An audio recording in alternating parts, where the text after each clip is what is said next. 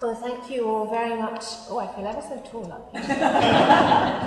Thank you all for being accommodating with the time. I know it's a bit different this afternoon, and I apologise for that. But it's nice to see so many of you here. So, what I'm going to do is just try and help you to understand what the exhibition is about. It's quite a packed exhibition, so I'm not going to talk about every single object. And I'm actually going to give you some suggestions for research you can do yourself, because there's so much going on with this exhibition that you might like to do a little bit of exploring of your own. So, we like Gainsborough here. There they all are. This is a story that we think is important to tell. We know our visitors enjoy hearing it. And our last exhibition in 2011 on Gainsborough was Gainsborough's landscapes. I'm sure a lot of you remember that. So we've looked at an aspect of his landscapes, and now we wanted to turn back to an aspect of his portraiture. So what we're looking at in this exhibition is really his friendships and his associations with people involved in the theatre. Now, this is very much the same period as the oil paintings in the Somerset Maugham collection behind you, but Gainsborough's approach to actor portraits is very, very different, whereas Zoffany and later De Wilde specialised in depicting actors acting in particular roles, in particular plays, often in a very particular production as well. Garrick's portraits are much more about the actors as people, as ladies and gentlemen, and as his friends. And that's what really makes them special, is the relationship between the artist and the sitter. To quote from one of our guest curators, "In the presence of creative talent, the artist himself was inspired to produce some of his most original portraits." So many of the people who ran the theatre, who appeared in the theatre, both in London and in Bath, were close friends of Gainsborough. A lot of the portraits that you'll see weren't painted for money, so that gives you a sense of immediacy, a sense of intimacy that you don't get perhaps in some of the portraits that would have been painted as part of a financial exchange. It's a very different sort of contract, if you like. Gainsborough was also very closely involved with the management of the theatre itself, particularly theatre design. It's something he had a keen interest in. He actually did some theatre designs himself, which I'll talk about later on. So there are some real characters in the exhibition. There are the actors, dancers, musicians, producers, critics, and some of them are quite controversial characters.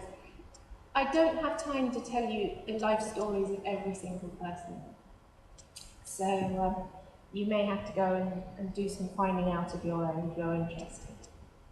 Okay, so the background to this exhibition, I've alluded to a bit, that we thought it was Gainsborough's turn for our sort of 18th century subject. The idea originally came from, there we are, these are our guest curators. So on the left, Hugh Belsey, who used to be the curator of Gainsborough's house. He curated in 2001 the exhibition Love's Prospect here, which was about the Byam family. So he's done a lot of research on the Byam family, but he's also been very helpful to us in securing some of the loans and gifts of Gainsborough portraits that we have here. He is just about to complete a catalogue of all of the portraits and all of the narrative pictures by Gainsborough. It's going to be very, very big. It's going to be 2 volumes that thick. And they're on their way. They should be ready in the spring. We were hoping it would be ready for now, but sadly it's not. Sue Sloman on the right, who many of you will know because she lives in Bath. And she's not in Bath there, that's Mount Ararat in the background. She has been a great supporter of the Holborn. She worked on our 2011 exhibition, Gainsborough's Landscapes. So we've called her back to help us with this. Her particular interest at the moment is in Gainsborough in London. Her first book was about Gainsborough in Bath. So what she's interested in is all those connections between the people. The way that Gainsborough sort of sits in the middle of a great big spider's web, and everybody is connected in a comparatively small society compared to the London and Bath of today. We knew that they were working in this area, we knew that they were doing this research, and we wanted to give them a chance to take that research and put it into our gallery. So, I'll explain how the gallery itself is arranged. What we've done is we've themed it by theatre. Obviously, the first thing that you'll notice that's different is that there's no admission desk, because people will already have paid for their ticket ages ago, and they could just walk in. It's going to be really, really interesting to see how that works. But before they walk in, the introduction to the exhibition, the text that introduces it, is actually on the wall opposite the lift. So it might be worth making sure that people haven't missed that, because that's where the story starts. So the objects are arranged by theatre, and these are the important theatres of the period, starting with the Theatre Royal in Bath, and then we move to Drury Lane in London. That's the Little Theatre in the Haymarket, the Opera House in the Haymarket, also known as the King's Theatre, and finally Covent Garden. These names will be familiar because all of these theatres still exist, often in a slightly different form, often they've moved a few yards, but basically they all still exist. We also have a brief excursion to Stratford-on-Avon to look at Garrick's Shakespeare Jubilee. So in the 1770s, theatre is very big business. A lot of fortunes are made in the theatre, a lot of fortunes are lost in the theatre, and this is also a time when theatres are being built up, they're growing in size, they're growing in audience, they're being extended and refurbished, so there's a lot of work for architects and designers in the theatre, as well as the performers themselves. So the story starts in Bath, and the person really who kicks off the story isn't in the exhibition, but without him, he's the sort of background to the story. So here he is, James Quinn. Quinn, does this remind you of anything? Does that remind you? He's lurking behind there, the portrait of Lord Nugent, but a very similar room. It's more or less the same chair, more or less the same curtain with the same window. You'll be pleased to hear that ours came first. So ours was exhibited at the Society of Artists in 1761. This one was put into the same exhibition 2 years later, 1763. Quinn lives in Bath. He doesn't act here, but he retires to Bath, where he becomes a friend of Gainsborough. He's Irish, like Nugent, as well, so the portraits have got a lot in common. And he leaves Gainsborough money in his will. And it's said that Gainsborough met David Garrick at Quinn's funeral in the Abbey. You can still see his monument in the Abbey. It's sort of tucked away at the back, at the east side. It's slightly tucked away, but it's worth looking at. It's quite fun. It's got a verse on it by Garrick. Notice the bust of Shakespeare here. That is an actual bust that existed. It was made by Roubiliac. There it is. That's the actual one. It's now in the British Museum. It's actually in the British Library. It's sort of at the top of the stairs in the British Library now. Shakespeare is very important to 18th century British culture because he represents England, he represents the English language, he represents a national identity that the nation can be proud of. Remember that until now the arts are very much dominated by foreigners. So until Gainsborough's generation, most painters are Dutch or French or Italian. Musicians, very often they are Italian, French or German. So the national composer, Georg Friedrich Handel, is not English. Dancers and singers, generally Italian or French, as we shall see.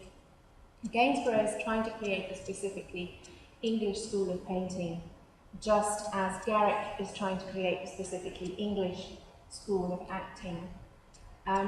Gainsborough is drawing on foreign influences. He draws on Netherlandish art, Italian influences, French influences. He takes the best of those and makes them into something new. It's the same with the musicians who are his friends. They're creating an English style, the actors creating an English style of acting, very much inspired by Shakespeare. So, as I said, it was Quinn and his bust of Shakespeare who introduced Gainsborough to one of his great friends ever, David Garrick. Now, this portrait is in the exhibition, and Gainsborough describes himself to Garrick as the humblest of your million admirers. Here he's not painted Garrick in the way that Zoffany has behind you, leaping about and acting and doing what he does. Here he's just really a friend, very much a friend, leaning out with that very friendly look, his eyes looking straight at you. And it's got a great sense of life to it. Notice how his book is really pushing out of the picture. And there's a sense of energy as well with these fabrics here, sort of swirling around here. There's a lot going on down here. You can feel him sort of moving, pushing his way forward. As you know, Garrick was very, very difficult to paint. He had very mobile features. Hogarth had problems painting him.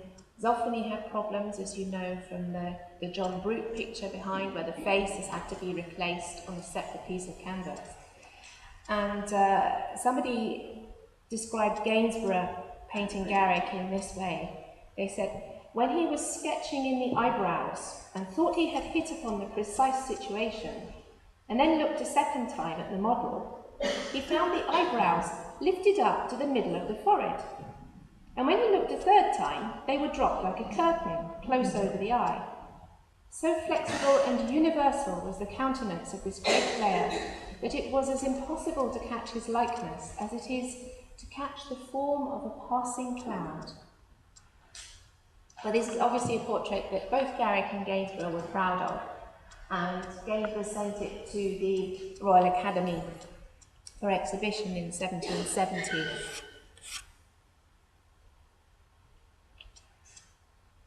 We have another portrait of Garrick in the exhibition, which is a print.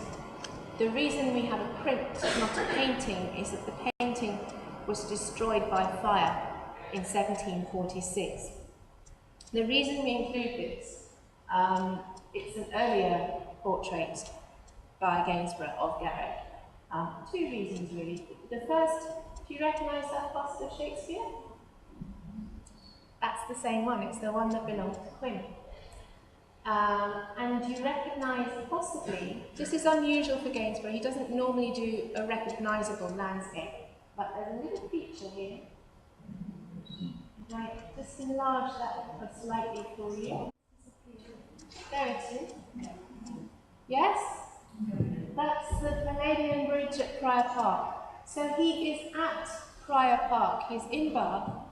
Bishop Warburton, who owned Prior Park after Ralph Allen, was also a great Shakespeare scholar. He published an edition of Shakespeare. So the point that Gainsborough and Garrick are making is that Prior Park, if you like, is a little nest where Shakespeare can flourish.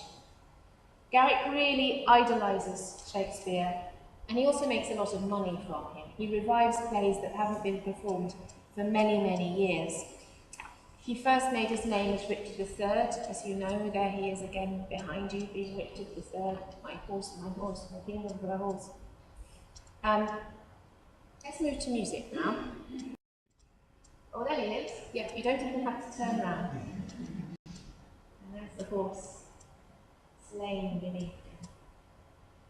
If we go back, you see how much more life there is in that. How much more, he seems like so much more character, more depth.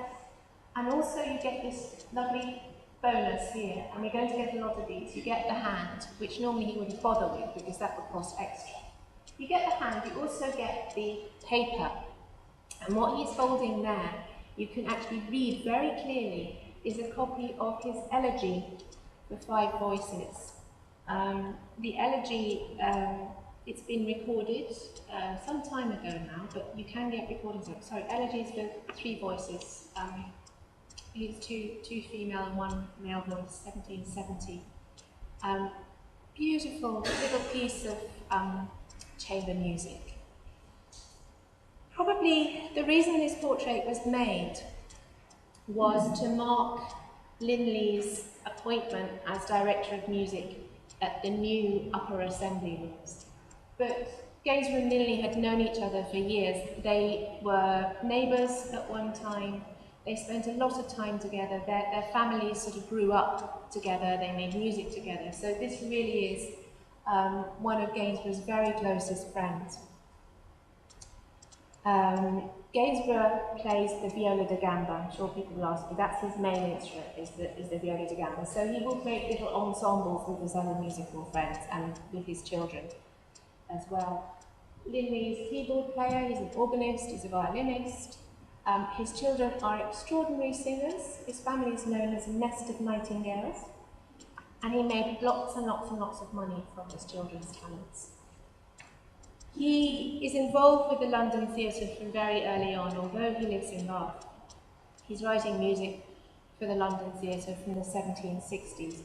And eventually he moves there. He becomes Director of Music at Drury Lane about the mid-1770s. And in 1776 he becomes a shareholder, a part owner and manager of Drury Lane, with his son-in-law Richard Brinsley Sheridan. Staying with the Bath period. This is a very famous actor of the time. We don't have a portrait of him on display, but we do have other portraits in the Somerset Maugham collection. Samuel Foote. He, although he's the same sort of age, he learns acting from Garrick, and he really is a comic actor. He's a satirist, and sometimes he can be quite a nasty satirist, which gets him into trouble. He wasn't, although he was very popular as a performer, he wasn't that popular as a man. He was also unlucky in other ways. He had a riding accident, so he had a wooden leg, and he cashed in on this by writing a play called The Devil on Two Sticks, which was a huge success. So successful that he made a lot of money, and so he brought the money with him to Bath in 1768, and while Gainsborough was painting this, he took his money to the gambling tables and had a jolly time. Now, the reason Gainsborough wants to paint this is because, as I've said, I don't know how many times, if you are a portrait painter, you need pictures of celebrities. It's like those, you know, sometimes you go into restaurants and they've got pictures of celebrities who've dined at that restaurant and it's got signed photos, they had a lovely meal here again. That kind of idea, celebrity endorsement. But also it's a really good way for the theatre-going classes, who are a huge social group, because of course theatres, you know, anybody can go as long as you can buy a ticket. They will know what Foote looks like. When you go into the exhibition and see some of the pictures of theatre interiors, you'll see how close you could sit to the stage. So a lot of people have seen this man. The image of an actor is actually better known than the image of the king, although the king appears on all your coins. You won't have seen him, you won't ever have had a chance to see him, unless you're in London and you've been to Coronation and seen him far off in a coach or something. Whereas with an actor, anybody can go and see them. So they know what this man looks like and they're able to recognise straight away, aha, That's Mr. Foote, the famous actor. This Gainsborough knows how to paint someone I can recognise, and he's also got friends in influential places. Somebody wrote, he was always proud of every opportunity of adding the full weight of his powers to the celebration of genius and merit. So he would celebrate the genius and merit of famous people. He'd use it for marketing, and then very often he would give them the portrait as a thank you. So the portrait of Garrick, which is in the exhibition, he gave to Mrs. Garrick as a thank you to her for her friendship. Also, he sends these kind of portraits to public exhibitions, the Royal Academy, the Society of Artists, and so on. This is a very smart outfit for a notoriously scruffy man. Do enjoy the tassels. We're going to see a lot of tassels in this exhibition, and they're really interesting. It's worth spending a bit of time with details like tassels and buttons, because you'll see in those how Gainsborough's style of painting changes.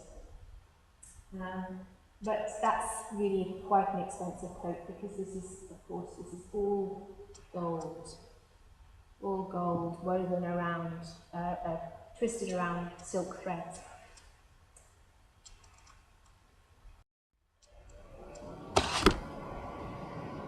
So the Orchard Street Theatre in Bath, it was opened in 1750 by a consortium of local businessmen, led by John Palmer, who was a brewer. The Palmers are confusing because there's also a John Palmer who's an actor, but he's nothing to do with them. And it was built by my Bath architect with my favourite name, Thomas Jevy. I love that name. I'm a really nice architect. There's some lovely buildings by him around town as well. Here's John Palmer the Younger, who really gets the theatre going as a business. He takes over in 1764. Same man who founded the Postal Service. You can learn all about him in the Postal Museum. He's the one who gets the theatre in Bath its royal patent, so it becomes a theatre royal. I'll explain about the licensing of theatres in a second. Just to say, again, you can see that he's someone that Gainsborough knows and understands well. He's got his character there, and he's put in again these bonus 2 hands. Look at that, 2 hands for the price of none, and a book again. He and Gainsborough like to go riding together. They go riding every day, so he's someone who spends a lot of time with. Okay, so what's this thing about the theatre? There is the Act of Parliament. That's in the exhibition, the Act of Parliament to license the theatre in Bath. So this is partly to do with the sort of Cromwell closing down all the theatres. It dates from before that, but basically a theatre had to have a licence. It was illegal to do drama, to put on plays, without a licence to do so. So it's a form of censorship just to check that nothing untoward is being performed. If you had one of these licences, you could call yourself a theatre royal. If you didn't have one of the licences, the person who was running the theatre could get put into prison. That's the interior of the original. So you can see the original proscenium, the boards on which Mrs. Siddons acted. And then, when the theatre moved to its new location, it was taken over as the city's Roman Catholic chapel.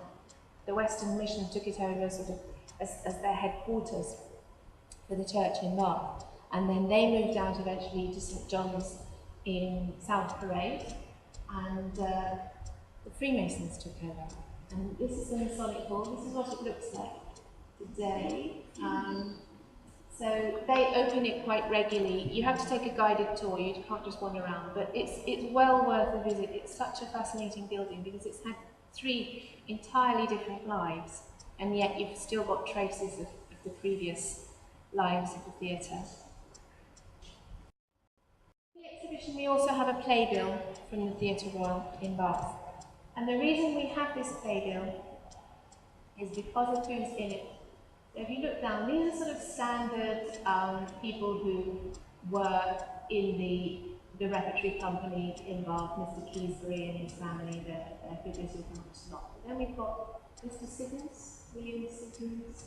Mr. Diamond as well. There's a portrait of him or his son in, of him in the Victoria Gallery. And Mrs. Siddons, Sarah the wife of William Siddons, and she is playing Portia in The Merchant of Venice. The reason she's here in Bath, she originally came from the Midlands. She was invited to act in Drury Lane by David Garrick, who, I don't think I said, Garrick managed Drury Lane. He was part owner of it and he ran the whole thing. And she was recommended by a friend to have a role there at Drury Lane. And her first performance there actually was Portia in The Merchant of Venice. But she was too inexperienced at the time. It was a big space for a small person. And there were some leading ladies already in London who were quite powerful. And she was also trying to juggle acting with, she already had 2 babies. Of course, there was no maternity leave in those days. So she was literally, almost literally juggling her babies and her role on the stage and getting wardrobe mistresses and people to help her backstage. So John Palmer engaged her for the Orchard Street Theatre here in Bath and thought to give her a go in a smaller theatre with a smaller audience, but a very influential audience, because of course everybody came to Bath. She worked incredibly hard while she was here.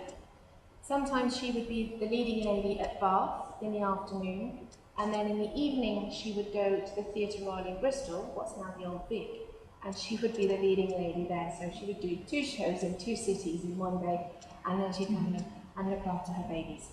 So I don't know how she does it.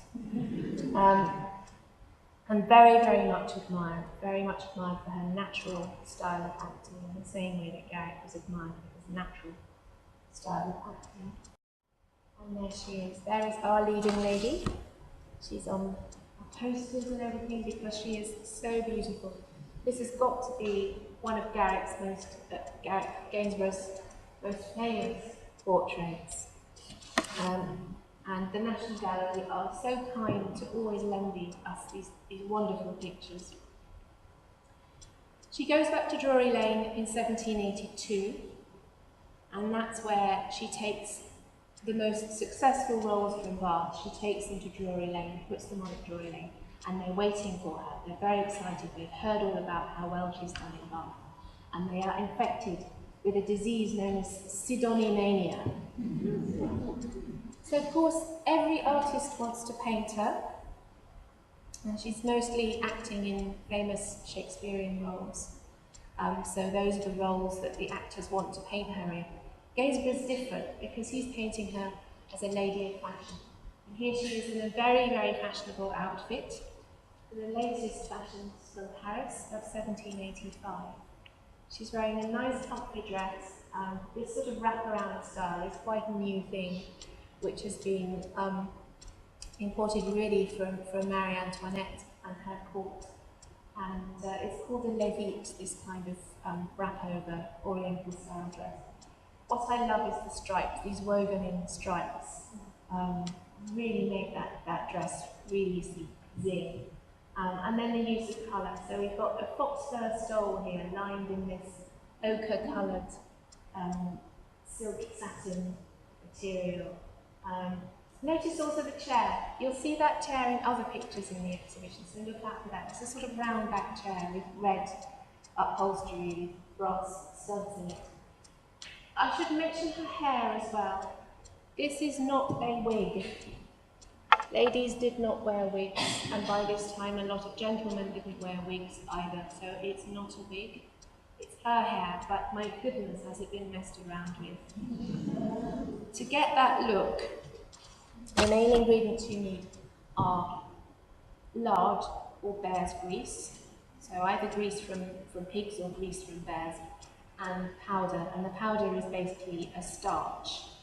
So what you're kind of doing is you're putting pastry in your hair, and it must have felt really unpleasant, but doesn't it look amazing? Don't try this at home. So just a little bit about the management of Drury Lane. This is a picture of the interior of Drury Lane in Garrick's time. There he is, reciting his ode to Shakespeare, and there is a statue of Shakespeare on which our ceramic figurines of Shakespeare are based. Gives you an idea of how the theatre was set up during Lent when they had oratorios. So this is the stage, this is where the footlights would be. Notice that people can sit right on the stage, but for oratorio they put the orchestra in sight. Normally they'd be down here, but the orchestra are here. And then we're not sure, this might all be pretend, it might just be a flat at the back. The Shakespeare Jubilee was, well, it's what its name says, it was a celebration of Shakespeare, originally done in Stratford. But in Stratford it was a disaster because it got rained out. And so he brought the show to Drury Lane and he performed his Jubilee Ode on Shakespeare over the course of 3 years, over 152 times. It was very, very popular, so much so that print was made. Drury Lane is one of the oldest London theatres, dates back to the Restoration period. Notice also how small it is here. We'll see it later, much enlarged. Let's put this in as an example of a show from that time on that stage. So this is a little bit earlier, 1763, but this is the same stage, okay? With Garrick, who owns the theatre, he runs the theatre, he part owns it, with one of his best leading ladies, Susanna Sibel. This is how it looks later on. One of the last things Garrick did before retiring was to get the theatre refurbished by the Adam brothers, Robert Adam and his brother. And this is the result. So this is the School for Scandal by Richard Brinsley Sheridan, who takes over management of the theatre from Garrick. And that's looking the other way. So don't look at that slide, look at it on the wall. And that's slightly exaggerating the space, but you'll get a sense of what an elegant place it had become. This is the wife of Richard Brinsley Sheridan. She's also the daughter of Thomas Linley. That family, the Linleys and Sheridans, had a huge mafia-like impact on the London theatres and on musical and theatrical life in Bath as well. But the member of the family who's best represented in this exhibition is Richard Sheridan. That's not in the exhibition, it's in Pittsburgh. Richard Tickell. I'll just tell you a little bit about him because he's one of our favourites. I'm curious about this. If you look at the picture in the exhibition, you'll see he's got a sort of little jewel there, and I wonder if there's a significance to that. Certainly, we know that this was painted at the time of his marriage to Mary Linley. So Mary Linley is the second child of the Linley family. And Tickell is, he writes some plays, he is a politician, he's a lawyer, and he has a rather an unhappy life. He also has associations with Bath. He probably came from Wales originally and lived in Bath for a time. But at the end of his life, he was living in Hampton Court, still quite young, and that's where his life ended. He seems to have jumped off a windowsill, perhaps because he was in debt. His first wife, Mary Linley, had died. All the Linley children died young, and he married a second wife who was very, very high maintenance, and that might be one of the reasons he got into debt. What's interesting about this is that you're not getting the hands. You get some big portfolios, so you can see he's an artist and designer, and you don't get the hands, but you get him gazing off into space. There's a reason for that. It's because he is not being presented as somebody who works with his hands. He doesn't want to be seen as a manual labourer. He's not a craftsman. He wants to be seen as an ideas person, hence gazing off into space. So it's very much about the sort of social status of who artists are. which is a huge question at this time. The lovely Mrs. Robinson. This is an oil study, so it's worth spending time looking at it to learn how Gainsborough made a portrait. It's the same size as a head and shoulders, so it's just a study. For this finished version, now in the Wallace collection, that's the Pomeranian dog. Very fashionable at this time, perfect for the 1780s when hair was becoming very fluffy, the clothes are very fluffy. You see she's dressed all in muslin, so she's got the fluffy dog to go with that. And even Gainsborough, as you know, his painting is becoming much lighter and again very fluffy. So it all works very well together.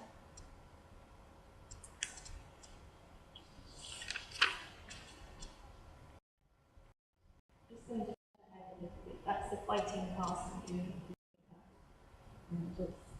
or ask me later. Let's move on instead to the Little Theatre in the Haymarket. The Little Theatre, as its name suggests, is little. It's in the Haymarket. It's just round the corner from Gainsborough's house. So in the catalogue, we've used a map which shows you how close together everything was. And it's now what's called the Theatre Royal Haymarket. Unlike the other theatres, it's licensed for the summer rather than the winter. So this is where you would go in the summer, and the performances there tend to be lighter, they tend to be comedies and satire. Even when they put on a serious play, they've always got some kind of a comical interlude between the acts. During Gainsborough's time, it's run, first of all, by Samuel Foote, the chap in the green coat with the tassels and the wooden leg. Then it's taken over by this gentleman, George Coleman. Coleman is of interest to us because he is a nephew of the first Earl of Bath, William Pulteney. And when he inherits some money from the Pulteney family, he invests it in this theatre. He's a very good businessman. He writes plays as well, and his son writes plays. So some of the pictures here are of scenes from plays that they wrote. He always comedies, but really the thing that he excels at is managing the business side of the theatres, because a lot of these sort of arty types who are trying to run the theatres actually make a bit of a mess of it and lose a lot of money. So he takes over in 1777. The photograph doesn't do justice to this lovely picture, so I'll let you look at it in the gallery. I won't say too much about it now, except just to say, you know, again, getting pretty fluffy here, but yeah, do look at the real thing and you'll really see how his brush is working in such a clever way, whisking across the canvas and just creating something from nothing. John Henderson is one of the favourite actors at this theatre, and like Mr. Siddons, he was one who, it didn't really work for him in London the first time round, so he came to Bath. Gainsborough saw him in Bath in 1773, and as soon as he saw him, he wrote to Garrick. He said, "I have seen an amazing copy of you, a Garrick through a glass not quite drawn to its focus." So, in other words, he's like looking at you through a telescope, but a little bit fuzzy around the edges. Now, Garrick had already heard him act in London, but he was unimpressed. He said that he had in his mouth too much wool or worsted, which he must absolutely get rid of before he was fit for the Drury Lane stage. So it was his voice that was the problem. And Drury Lane stage was big, so in Bath he learns to use his voice more effectively. He works very hard, like Mrs. Siddons. He plays 30 different roles in one season at Orchard Street.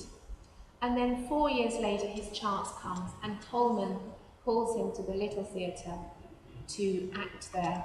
And he gives him a contract. And he is particularly well known as a sort of sentimental, affecting actor who makes his audience weep. This was described as a very fine idea of Mr. Henderson studying a tragedy poet when it was exhibited at the Royal Academy in 1777. Gainsborough probably did it very soon after arriving in London in 76, and he did it probably as a sort of showing off picture for his showroom in Schomburg House, which is really just sort of round the back of that theatre. So people may well have just seen this man in a show, and then they pop in to see the pictures, and there he would be again. Okay, now we're going to cross over to the other side of the Haymarket. So we're crossing over from the east side to the west side, so we're getting actually nearer again to this one here. This is the King's Theatre, or Italian Opera House. This is what's now Her Majesty's Theatre. And this is a lovely little picture which has come from the London Metropolitan Archive. It's a fascinating thing. What I love, particularly, look at this detail here on the bottom left. That is a butcher's shop. So this is the entrance to the theatre, very grand. You're going into the Opera House, and next door is a butcher, and there's all sorts of carcasses hanging up in the window. And underneath there are a couple of butchers sitting there in those aprons, ready to serve you with your supper. So that gives us a sense of how the building works. It was behind, you might be able to see the sign here, Rigaud's Fencing Academy. You have to pass the Fencing Academy to get actually into the theatre. This theatre didn't have a licence for plays, and that's why it was used for opera. Not just opera, but also ballet. Ballet often was a part of an opera performance. It had a big stage, and the stage, in the other theatres, it had grooves for the scenery to run into. This was a flat stage, so it was a good place for dancing. At this time, the dancers wore high-heeled shoes. So if you had grooves in the stage, your heel would catch in the grooves and be very dangerous. So that's why it becomes the place for ballet. And this is, you see she's got a dagger. She's going to do something dreadful. This is Medea, this is Jason. And so he's starting that to protect his sweetheart there. She's played by Giovanna Bacelli, whose picture you'll also see in the exhibition, with Adelaide Simone. But Gaetano Vestris transforms the way that ballet is done. Before him it was a very sort of stiff, formal kind of dancing, very sort of set steps, and everybody wore masks. So he's introducing a much more natural style of dancing. He's painted by Gainsborough. This isn't in the exhibition. And so is his son. This is his son, Auguste. This is a tiny little canvas. It may be that the reason this is so small is so you can tuck it into your suitcase, because of course he was touring all the time. He wasn't in London very long, so if you had a little small portrait, then you could carry it round with you in your luggage. We love his hair, look at that, all his own. Definitely not a wig. He starts out at the Paris Opera as a soloist, age 16, and he first performed in London when he was 20. And this is what he looked like. Isn't that amazing? The new dancer equally surprised us by his unparalleled agility and strength of body, whilst the gracefulness of his attitudes made us forget all we had seen before of the kind. Vestris is the real god of the dance.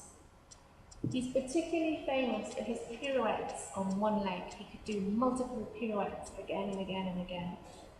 This is the playwright John O'Keeffe describing him. He says, "I also saw in 1781 young Vestris, who owed his celebrity to springing very high, coming down on one toe, and turning round upon it very slowly, while the other leg was stretched horizontally." He was about 20 years of age. So there he is with his horizontal leg and his vertical leg. Everybody loves this sketch. I hope you will as well. It's not by Gainsborough, of course, but we just love it. So much joy, so much energy. and there's also a goose. Okay, so I need to explain the goose. Please bear with me. I think you have to be a sort of grammar school educated Georgian person to find this as hilarious as it obviously was. So the goose is an allusion to Plutarch's Moralia. Plutarch's Moralia are a collection of sayings, almost like sort of anecdote type jokes. So he has a series of Spartan jokes, which might be a bit like, well, they're not like Irish jokes, but that sort of idea. This is the joke. Okay, this is really funny. You prepare. A traveller at Sparta, standing long upon one leg, said to a local, "I don't believe you can do as much." "True," said he, "but every goose can." Okay, every goose can stand on one leg. Now the reason that's funny is because his name is Auguste.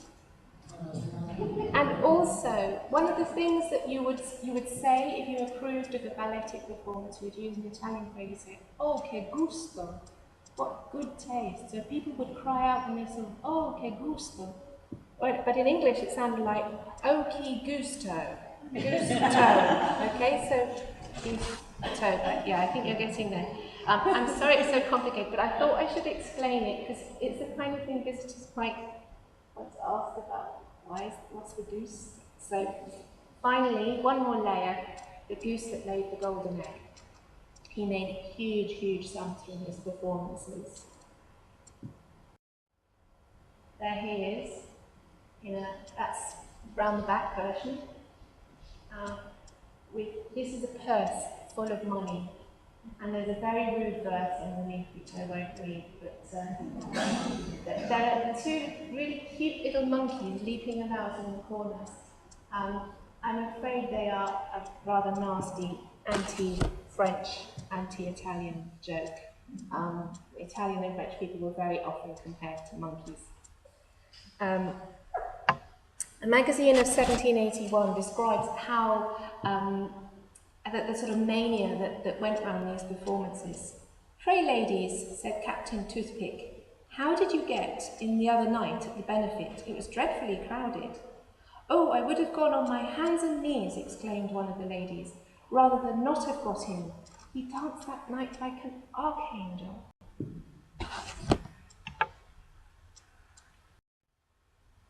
This is a much more serious person. This is a German musician, Johann Christian Bach, who is the son of Johann Sebastian Bach.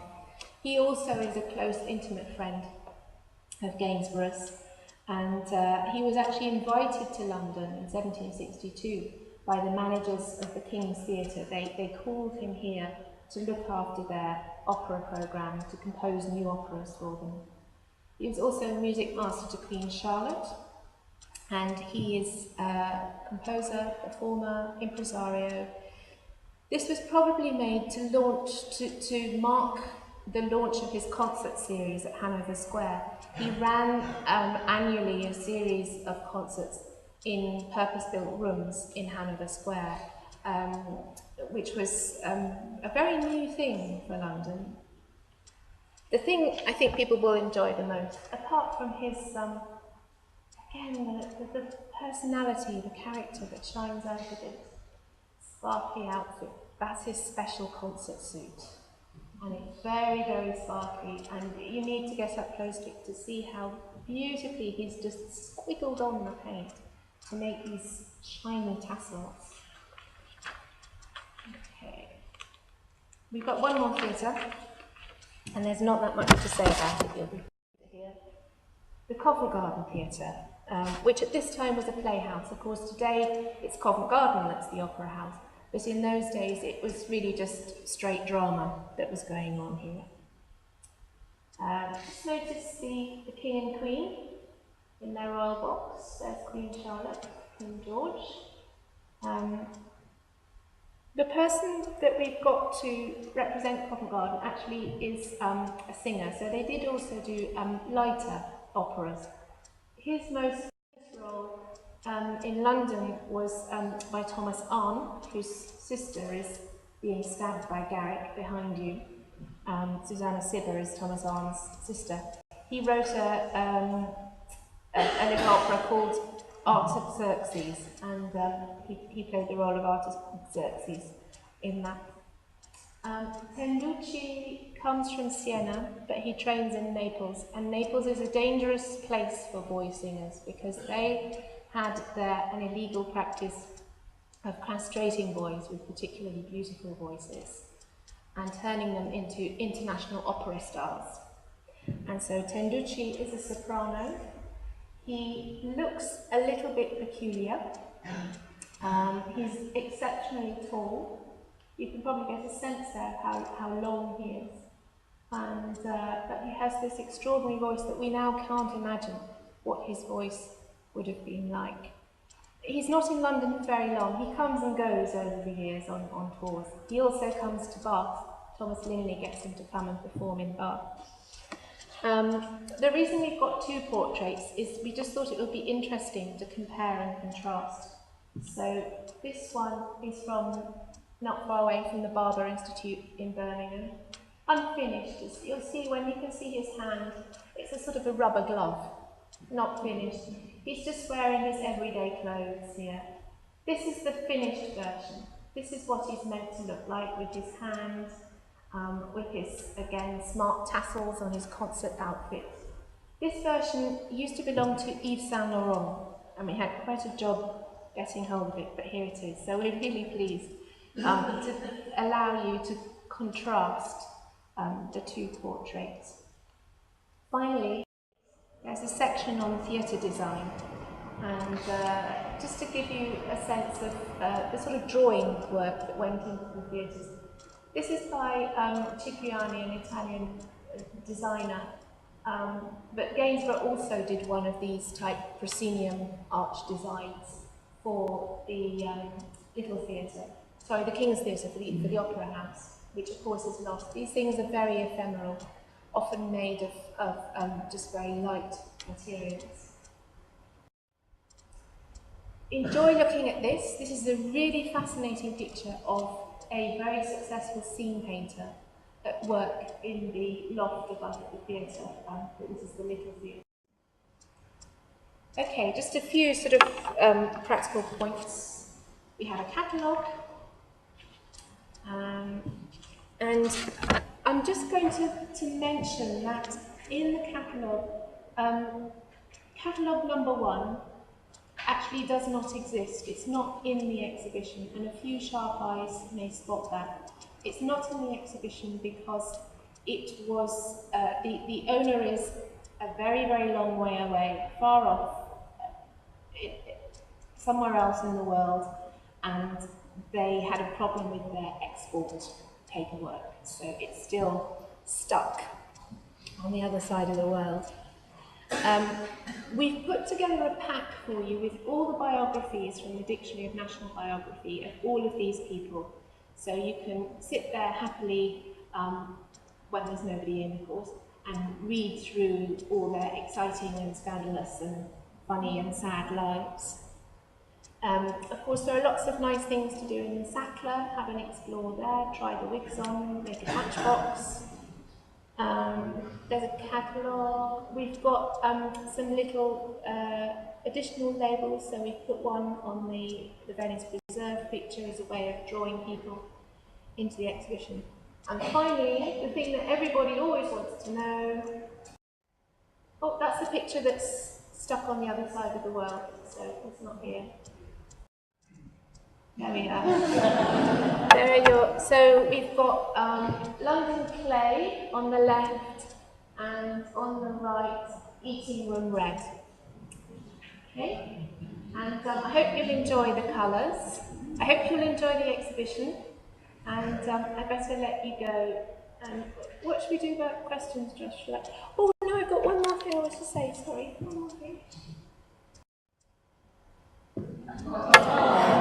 Because this is my last one, I just wanted to say thank you.